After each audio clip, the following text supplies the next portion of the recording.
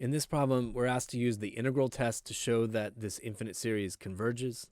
And then we're asked to actually compute the sum of the series. And so the trick to that is that you need to see that it can actually be re-expressed as a geometric series. So we'll get there in part B.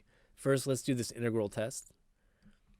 So I integrate from 1 to infinity the related function e to the negative x dx. And this is just a real quick guess the antiderivative kind of thing. The antiderivative is negative e to the negative x. So I evaluate that from 1 to infinity. And in my first term, I have a negative, and I'm just going to write it with positive exponents now. E to the negative x is 1 over e to the x. So I have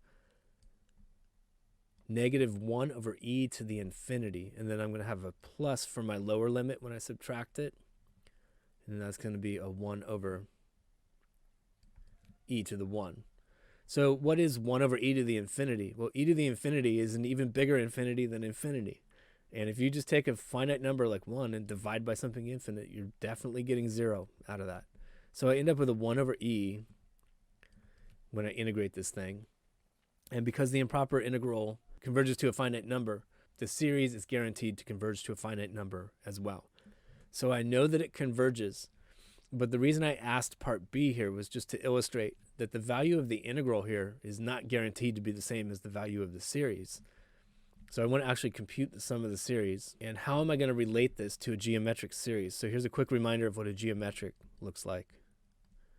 That's like a sum as n goes from 1 to infinity, ar to the n minus 1. So I'm trying to get it to look like that. When I first stare at this thing, I realize that I'm tacking on extra factors of e.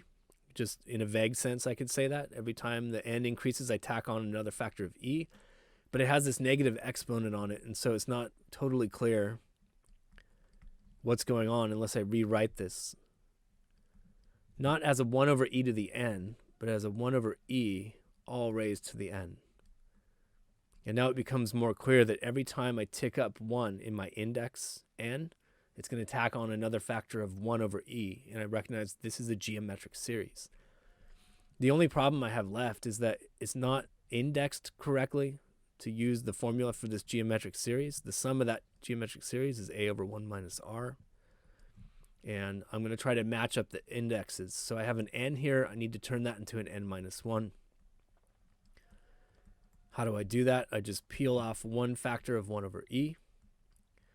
That leaves me with one less factor of 1 over e over here. So it's 1 over e times 1 over e to the n minus 1. Now it's all lined up with my geometric series formula. That's a. 1 over e is my r, or my ratio of consecutive terms. And I get 1 over e in the numerator and 1 minus 1 over e in the denominator. And if I multiply the top and bottom by e, I end up with 1 over e minus 1. And again, I was trying to highlight here that the sum of the series itself is not the same thing as the value of the integral that you use to prove that the series converges.